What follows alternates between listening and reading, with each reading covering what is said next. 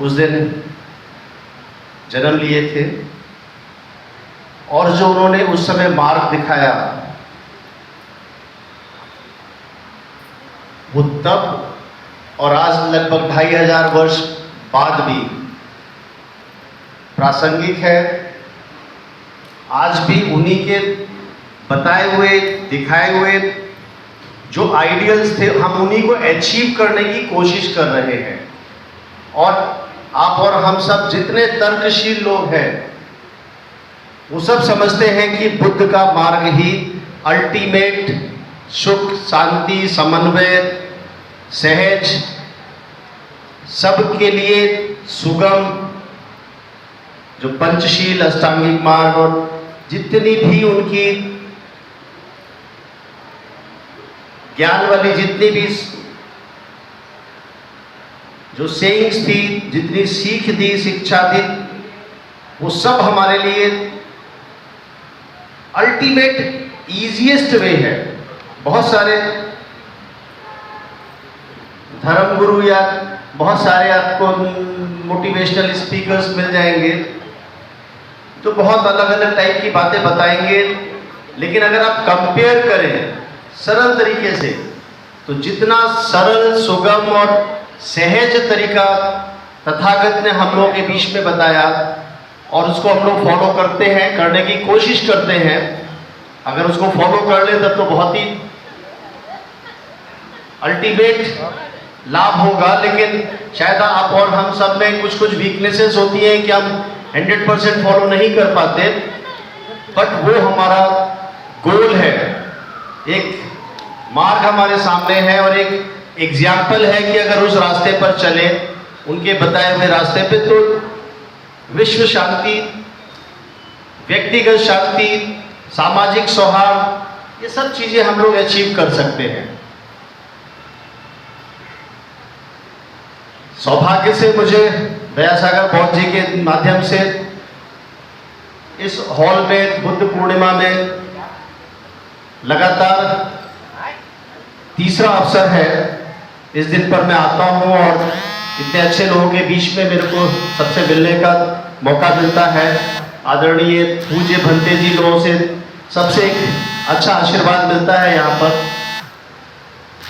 तो जब भी मेरे को यहाँ पर आमंत्रित किया जाता है तो मुझे अंदर से खुशी मिलती है। मैं अपने सारे कार्यक्रम चाहे निजी हो या शासकीय हो उसको रोक करके यहाँ आने के लिए मेरा मन रहता है, या अंदर से मन करता है कि यहाँ आना चाहिए। और आप सब जो भी यहाँ आए हैं वो सब किसी भी दबाव में या किसी के कहने से नहीं आए। मैं जानता हूँ यहाँ सब स्वेच्छा से आते हैं और यही चीज है जो हमको, जो बुद्ध का मार्ग है उसको आगे ले जाने में ये सब साधक है। और आप और हम सब मिल करके प्रयास कर रहे हैं कि वो चीजें जीवित रहे जो वो हमको बता करके गए। वर्तमान में जिस तरह का समय चल रहा है देश में, विश्व में, बहुत सारे अलग अलग विचार हैं, विपरीत विचारधाराएं हैं और विपरीत परिस्थितियां हैं। आलोचक भी हैं, शॉर्टकट मेथड्स भी ढूंढना चाहते हैं। कुछ लोग सुख शांति की व्याख्याएं अलग अलग कर सकते हैं, लेकिन जो चीज हमको 2500 वर्ष पहले जिस समय में तथागत बुद्ध ने जो शिक्षाएं दी थी, हमको उस समय काल को ध्यान में रखते हुए, उस परिस्थितियों को ध्यान में रखते हुए अगर वर्तमान समय का हम आकलन करेंगे, हमें कंपेयर करना चाहिए कि क्या परिस्थितियां थी उस समय और हम उनके बताए रास्ते पे, या हम जो वर्तमान समय में हैं यहाँ पर, हम अब कहाँ पर हैं।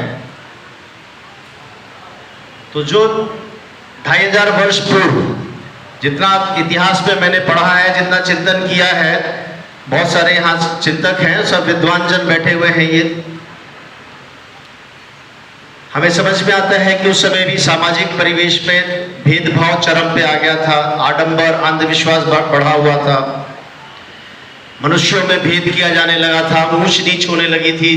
जन्म से किसी को ऊंचा किसी को नीचा की बात होने लगी थी। एक रिएक्शन की तरह प्रकृति के नजदीक रहते हुए, प्रकृति से सीख लेते हुए कि प्रकृति ने सबको समान अवसर देकर के धरती पर भेजा है।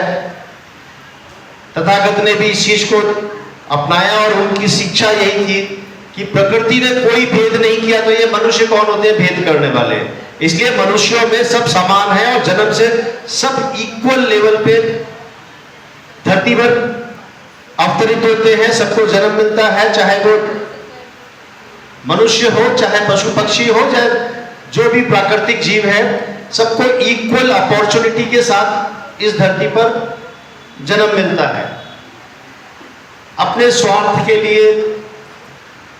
कुछ स्वार्थी, लालची, गलत लोगों ने इसमें विभाजन किया कि जन्म से कोई बड़ा है, कोई छोटा है, कोई अलग अलग टाइप की बातें, जो कि तब जो तथागत ने कही थी उसको अगर आज भी आप आजमा करके देखें, शायद विश्व में ऐसा भेदभाव कि जन्म से कोई ऊंचा या नीचा हो सकता है, कहीं नहीं है, किसी देश में नहीं है। ये पता नहीं कैसे कुछ स्वार्थवश बनाया हुआ कुछ क्षेत्र विशेष में इस तरह की बात, क्योंकि जिस समय की बात चलती है उस समय के हिसाब से लगता है कि सिंधु घाटी या भारतवर्ष की जो बात करते हैं, जहां पर सभ्यता शुरुआत में थी, यहां पर